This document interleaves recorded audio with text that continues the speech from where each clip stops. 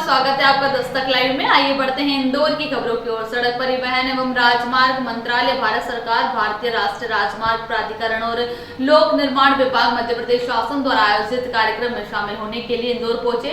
प्रदेश के गृह मंत्री और प्रभारी मंत्री नरोत्तम मिश्रा ने इंदौर पहुंचे। इंदौर में उन्होंने मीडिया से बात कर कांग्रेस नेताओं पर जमकर निशाना साधा और तंज भी कसे।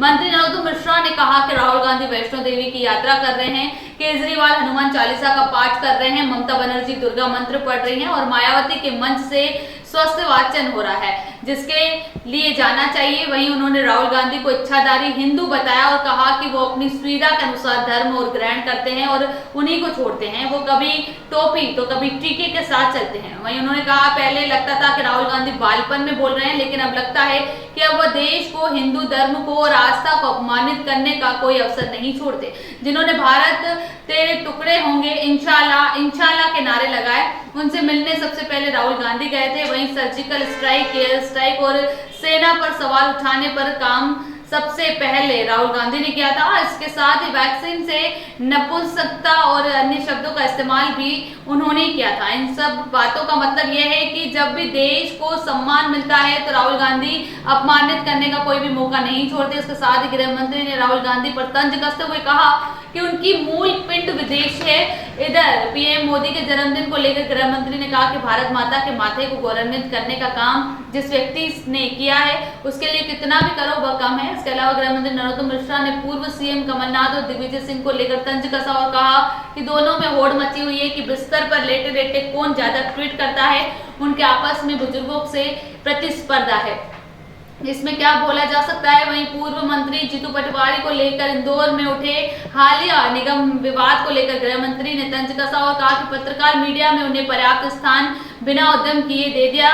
वहीं इंदौर दौरे को लेकर नरोत्तम मिश्रा ने कहा कि शहर को 9,000 करोड़ से ज्यादा की सौगात मिलने जा रही है और इस मौके पर केंद्रीय मंत्री नितिन गडकरी और मुख्यमंत्री आ रहे हैं और यह मध्य प्रदेश के लिए हर्ष का क्षण है। राहुल गांधी जी बार-बार होता क्या है? वापस एक बार उनका घर भी लगा है, वैष्णो देवी की यात्रा करके आए हैं और नित नए भाषण दे रहे हैं, क्या कहेंगे आप? अब इस पर मोदी जी को धन्यवाद जाना चाहिए। राहुल गांधी वैष्णो देवी की यात्रा कर रहे हैं, केजरीवाल हनुमान चालीसा का पाठ कर रहे हैं, ममता बनर्जी दुर्गा मंत्र पढ़ रही हैं और मायावती के मंच से स्वस्ति वाचन हो रहा है। जहाँ तक राहुल गांधी जी का सवाल है, ये इच्छाधारी हिंदू हैं, सुविधा अनुसार ये धर्म को ग्रहण करते हैं और छोड़ते रहते हैं, कभी टोपी कभी टीका के अनुसार चलते। मैं समझता था कि ये बालपन में कोई बात कहते होंगे, पर अब लगता है कि ये भारत देश को, हिंदू धर्म को, हमारी आस्था को अपमानित करने का कोई अवसर नहीं छोड़ते। जब भारत तेरे टुकड़े होंगे इंशाल्लाह इंशाल्लाह का नारा लगा तो सबसे पहले ये मिलने गए। सर्जिकल स्ट्राइक और एयर स्ट्राइक पे सेना पे सवाल उठाने का सबसे पहला काम इनने किया। वैक्सीन से नपुंसक होंगे या दूसरे शब्द का प्रयोग सबसे पहले इनने किया। अभिप्राय कहने का मेरा कि जब भी देश को यश मिलता है, सम्मान मिलता है, वहाँ हमारी आस्था पर प्रहार करने का कोई मौका नहीं छोड़ते। मूल पिंड तो विदेशी है ना, इसलिए भारत उनके लिए कुछ भी नहीं है। शिवराज भाजपा के आज की वास्तविकता क्या है? साधु चोर लंपट और ज्ञानी, अपनी सीगत सब की जानी।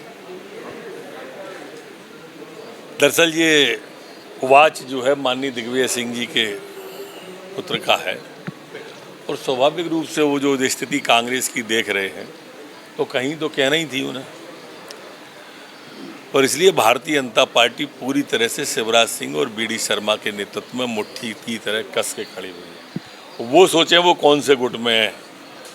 दिग्विजय रोजाना कभी ट्वीट करते हैं, कभी तालिबान से तुलना आरएसएस की है। वो सिर्फ ट्वीट ही करते हैं। सर, इंदौर आए हैं आप, इंदौर को नई बातें मिलने वाली है, नितिन गडकरी जी आ रहे हैं, किस तरीके से देखते हैं और इंदौर के विकास में किस तरीके से? 9,000 करोड़ रुपए से ज़्यादा की सौगात देने के लिए माननीय गडकरी जी, मुख्यमंत्री जी आ रहे हैं। मैं भी उस कार्यक्रम में रहूँगा। ये मध्य प्रदेश के लिए हर्ष का क्षण है, उल्लास का क्षण है, उमंग का क्षण है। कांग्रेस बार बार कहती है कि भाजपा का वर्गीकरण हो गया है, एक नारा। कुछ भी नहीं। प्रधानमंत्री मोदी जी का जन्मदिन है, भारतीय जनता पार्टी कीर्तिमान बनाने जा रही है, ऐसा लग रहा है देश में। आप किस तरह से उनको अपने हृदय से जो है शुभकामनाएं देंगे? क्या कुछ अनूठा जो है करने जा रहे हैं? हजारों साल नरगिस अपनी बेनूरी पर रोती है, तब जाकर होता है चमन में दीदावर पैदा। भारत माता के माथे को जिस व्यक्ति ने विश्व में गौरवान्वित किया हो, उस व्यक्ति के लिए जितना भी जन्मदिन मनाया जाए या जितना भी उनके जीवन से प्रेरणा ली जाए उतनी कम है। सर इंदौर आए हैं आप, इंदौर को नई सड़कें मिलने वाली हैं, नितिन गडकरी जी आ रहे हैं, किस तरीके से देखते हैं? कमलनाथ और दिग्विजय सिंह में होड़ लगी हुई है कि दोनों बिस्तर पर लेटे लेटे कौन कितने ज़्यादा ट्वीट कर सकता है। वो उनकी आपस की बुजुर्गों की प्रतिस्पर्धा है, अपन क्या बोलें। जीतू पटवारी को कोई नसीहत देंगे? बार बार कल जो आचरण देखने में आया, शिकायत भी की है। आप लोग उन्हें मीडिया में पर्याप्त स्थान बिना उधम किए दे दिया करो।